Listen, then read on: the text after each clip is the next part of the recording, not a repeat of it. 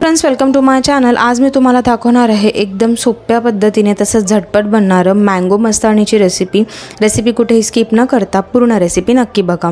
त्या ज्यूसरच्या भांड्यामध्ये इथे मी 2 आंब्यांचा पल्प टाकून घेतलेला आहे आणि त्यानंतर ह्याच्यामध्ये 2 मोठे चमचे इथे मी साखर टाकून घेतलेली आहे। आता साखर तुम्हाला तुमच्या चवीनुसार वापरायची आहे। आता यामध्ये मी व्हॅनिला आईस्क्रीम टाकून घेते।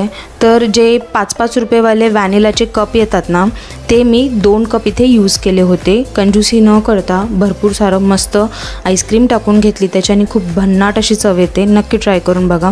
त्यानंतर ज्यूसरमध्ये मी 2 मोठे ग्लास थंड दूध टाकून घेतले। एकदम चिल्ड दूध घ्यायचं आहे आणि दुधामध्ये जर का साय असेल तर ती वापरली तरीही चालेल।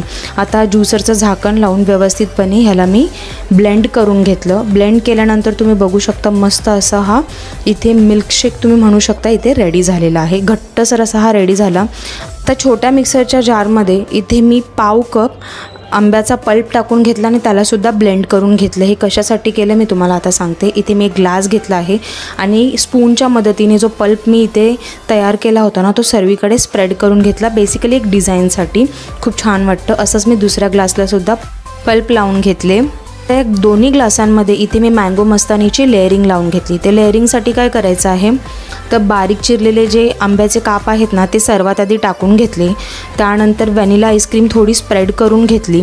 त्याच्यावरती जो मँगोचा पल्प आहे जो मी तयार केला होता, ग्राइंड केला होता, तो लावून घेतला। त्याच्यावरती मिल्कशेक टाकलं।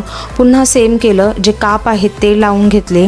त्याच्यावरती पल्प टाकला थोडासा आणि मग त्यावर व्हॅनिला आईस्क्रीम थोडी स्प्रेड करून घेतली। कंजूसी न करता ही प्रोसेस आपल्याला करायची आहे।